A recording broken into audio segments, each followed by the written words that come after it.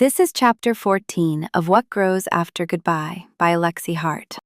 The days between the Winter Festival and Christmas blurred into a flurry of activity that made Natalie feel like she was juggling glitter and pine needles.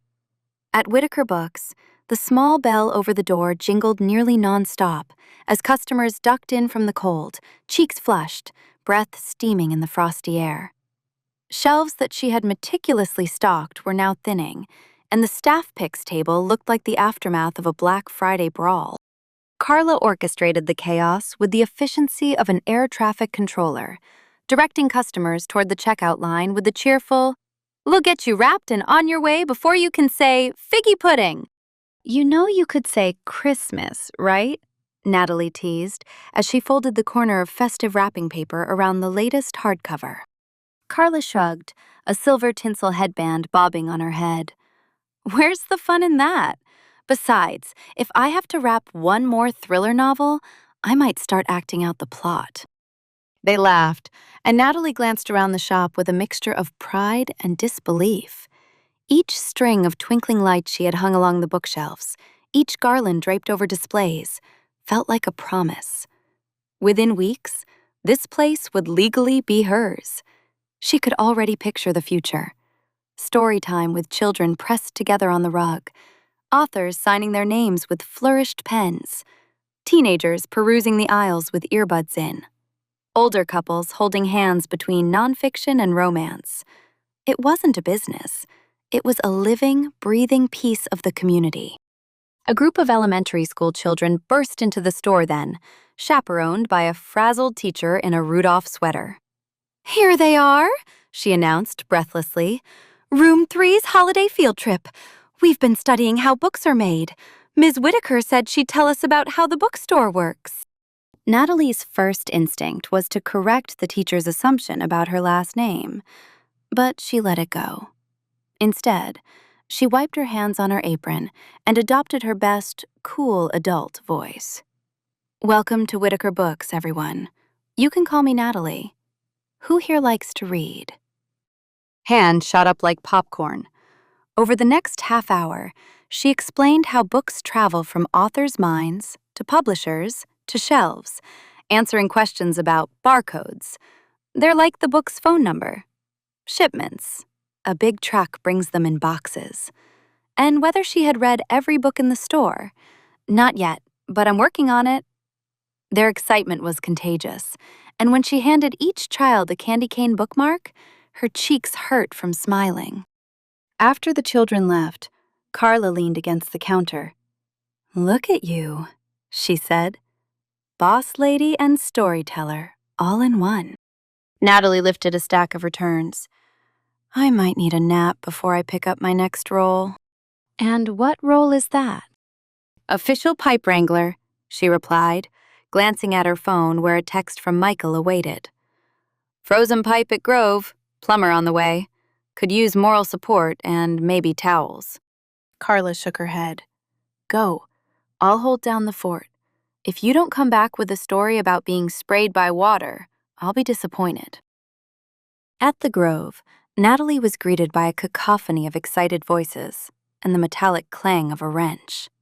The high ceilings amplified the chaos. In one corner, a small geyser sprayed water onto a cluster of desks, while a plumber in overalls wrestled with a pipe beneath the sink. Michael stood nearby, sleeves rolled up, his expression a mix of frustration and amusement. "I tried to turn off the main valve," he said as Natalie approached, "but it's rusted shut. Apparently, this building decided to test my crisis management skills." Natalie surveyed the scene. A few freelancers were snapping photos on their phones, no doubt planning the perfect "when your office turns into a water park" tweet. A couple of others had already migrated to a dry corner near the coffee machine. She grabbed a stack of towels from a nearby closet and tossed one to Michael. "Here," she said, "let's form a bucket brigade." For the next 10 minutes, they mopped up water, cracked jokes, and attempted to coax the stubborn valve into cooperation. When the plumber finally emerged, wet and triumphant, announcing that the pipe was patched and the valve replaced, a cheer went up. "Thanks for coming," Michael told the plumber. shaking his hand. His thumb brushed along her cheek in a slow, steady stroke, grounding her. "Stay with me," he said. "One breath for me, one for you." "No problem," the plumber replied.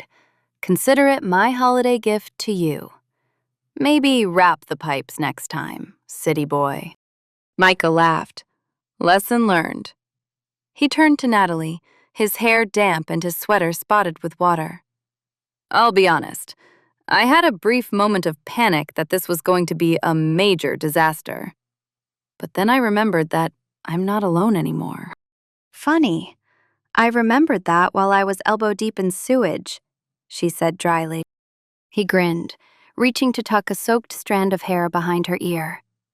"Thanks for coming to my rescue." "Always," she said. "But next time, maybe try calling before the water hits the laptops." 2 days later, they sat in a conference room at the local credit union, the hum of a candy cane striped space heater filling the silence. Natalie's hands were clammy around the pen she clutched. Michael squeezed her thigh under the table in silent support. These documents finalized the transfer of ownership and the small business loan. The banker, Ms. Ramirez, explained, flipping through a stack of papers. "As we discussed, the terms are fixed. If you both sign here and here..." It wasn't lost on Natalie that this was the second life-changing set of papers she had signed this week, the first being the initial contract with Mr. Whitaker. The weight of responsibility pressed down on her, but right beside it sat a buoyant sense of freedom. She was choosing this, choosing herself, choosing a future that didn't happen to her, but that she had crafted. She signed. Michael signed as guarantor. Ms. Ramirez notarized with a flourish, stamping the pages with an official seal. "Congratulations, Ms. Natalie," Ms. Ramirez said with a smile. "You're officially a business owner." Michael slipped his hand into hers. Under the table, he pressed a small envelope into her palm. She shot him a questioning look, but didn't open it until they were outside on the credit union's front steps. Inside was a hand-drawn map leading from the Grove to Whitaker Books, with landmarks like our coffee shop, the giant oak, and the bench where you kissed me first.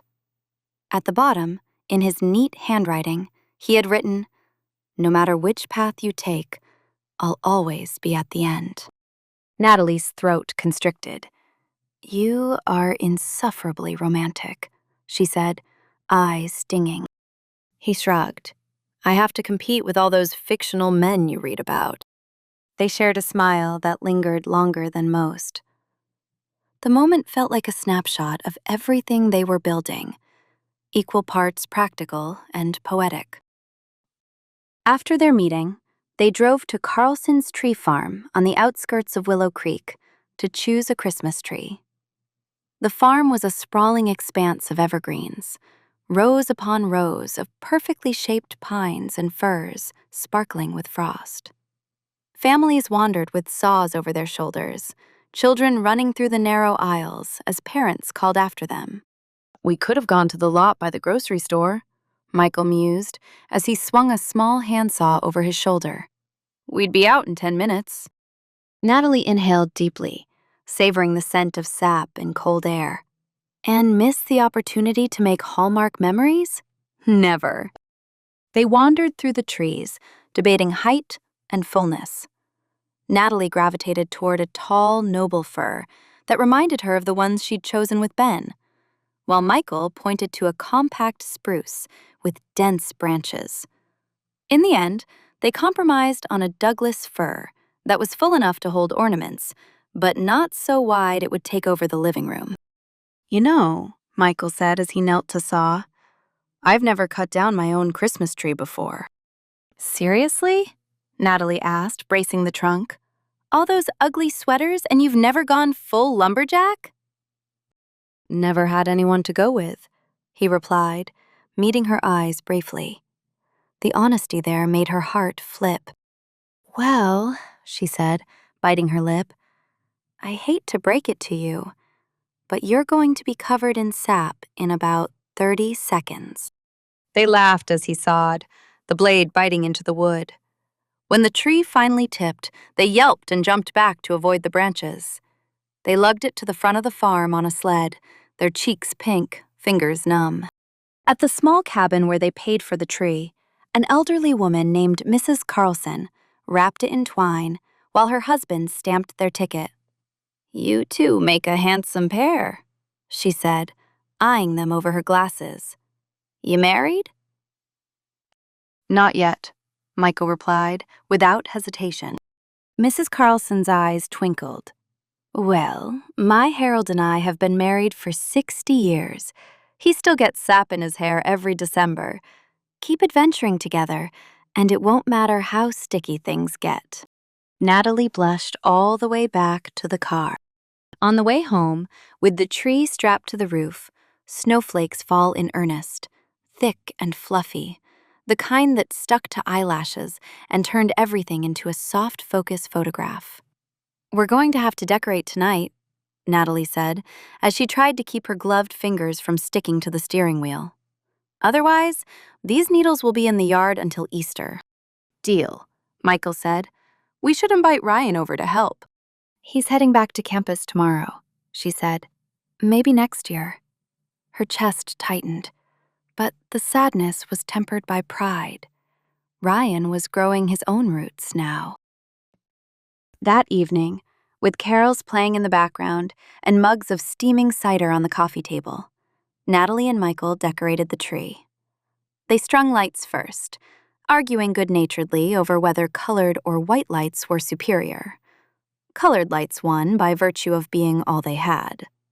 Then came the ornaments: bright glass baubles, crocheted snowflakes, and mismatched pieces collected over decades.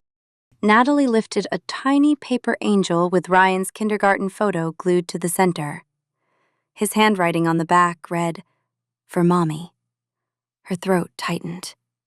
Michael came up beside her and took the ornament carefully, finding a place near the top where it would catch the light. Michael slid an arm around her waist. "You can have more than one version of everything you need," he said. "Love isn't finite." She nodded, wiping away a tear with the back of her hand. "I know. It sneaks up on me sometimes." They continued decorating until the tree glowed like a stained glass window.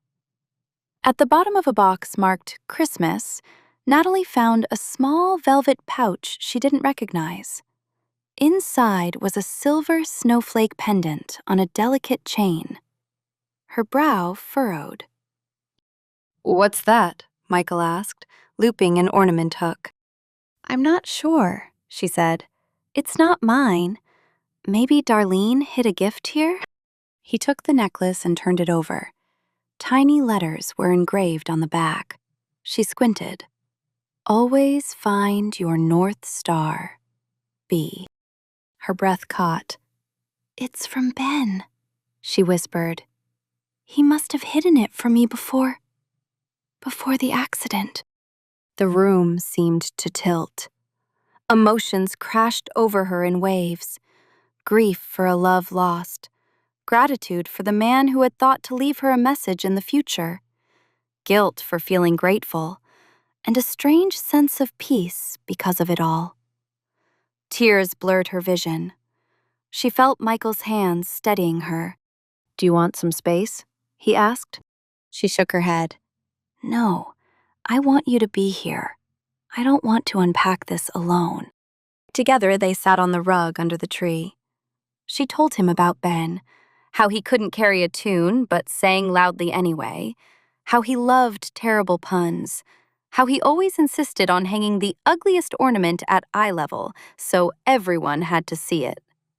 They laughed and cried. Michael listened, his eyes never leaving her face. "He sounds like someone I would have liked," he said when she finished. "You would have," she replied. "And he would have liked you.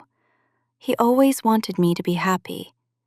It took me a long time to understand that meant I was allowed to find happiness again." Michael took the snowflake necklace and fastened it around her neck, The pendant rested above her heart. Maybe he knew, he murmured. She pressed her hand over the pendant and then over his hand. Maybe he did. The next morning, Natalie woke to the smell of fresh coffee and the sound of the local radio station announcing a winter storm watch. She padded into the kitchen, where Michael was pouring batter into a waffle iron shaped like a Christmas tree. "You're ridiculous," she said, smiling. "And you love it," he replied, peering to make sure the batter filled every crevice. "We have a few deliveries to make today, if you're up for some ridiculousness." He explained that he'd signed them up to help Darlene distribute care packages to families in need through the community center. She loved the idea. They spent the morning in the fellowship hall, assembling baskets filled with canned goods, toys, and a gift card to the local grocery store. Darlene, wearing an elf hat with bells on the ears, was in her element. "No one leaves here without a fruitcake," she announced, plunking dense loaves into boxes with glee. "I'm not sure that's a reward," Carla muttered, balancing an armful of plush blankets. They loaded boxes into Natalie's SUV. The roads were slick from the previous night's snowfall, but plows had come through, and the sun glinted off the white landscape. Their first stop was a small house at the edge of town, where a young mother with 2 toddlers answered the door. She gasped when she saw the basket. "Oh, thank you," she breathed, tears springing to her eyes. "You have no idea." Her voice trailed off, thick with emotion. Natalie handed her the basket and a blanket. "Happy holidays," Natalie said. "If you need anything else, the community center is open all week." As they drove away, Natalie swallowed the lump in her throat. "I forget sometimes that not everyone has what we have," she said. "That's why we give," Michael replied. "Not to feel good about ourselves, but to remind ourselves that we're part of something bigger." Their final delivery brought them to a small cottage near the lake. An older woman answered, her hair a wild halo around her head. "Oh, I didn't realize there were elves in Willow Creek," she exclaimed at the sight of Darlene's hat. Come in before you freeze." They stepped inside, warmth and the smell of cinnamon enveloping them. The woman, Mrs. Berkowitz, insisted on serving them tea. "My grandchildren are coming for Hanukkah tomorrow," she said, bustling around the kitchen. "They think I'm a wizard because I can make latkes disappear." They chatted about holidays and traditions, about light and darkness, and the way community could make cold winters warm. Natalie realized that this was what the season was about. Not twinkling lights or perfect trees, but connections between people, shared burdens, shared joys. As they left, Mrs. Berkowitz pressed a wrapped bundle into Natalie's hands. "For you," she said. "It's rugula. Take it, or I'll be offended." In the car, Natalie opened the bundle and took a bite of the flaky pastry. It melted on her tongue, sweet and buttery. "We need to visit her again," she declared through a mouthful of pastry. "Agreed," Michael said, smiling. That night, exhausted and filled with the quiet satisfaction of giving, Natalie and Michael returned home. The snowstorm had intensified, big flakes swirling around streetlights. Inside, the tree cast a warm glow, the snowflake pendant cool against her skin. They wrapped themselves in blankets on the couch and watched old holiday movies until their eyes drooped. "Are you happy?" Michael asked suddenly, fingers tracing patterns on the back of her hand. Natalie turned to him, studying the face she had known since high school, and yet was still discovering. "Yes," she said. "Happy and terrified and excited and sad and grateful. I didn't know it was possible to feel all those things at once and still function." He nodded. "Same." His gaze flicked to the tree, then back to her. "When the time comes," he said, "and I ask you a question you already know is coming, I hope you'll remember tonight when you answer." Her breath hitched, anticipation sparking through her. "I will," she whispered. They leaned into each other, sharing a kiss that tasted of cinnamon and sugar and promise. Outside, the storm raged. Inside, under the glow of the tree and the watchful eye of a snowflake pendant engraved by a man who had loved her first, Natalie closed her eyes and let herself trust the future that was unfolding.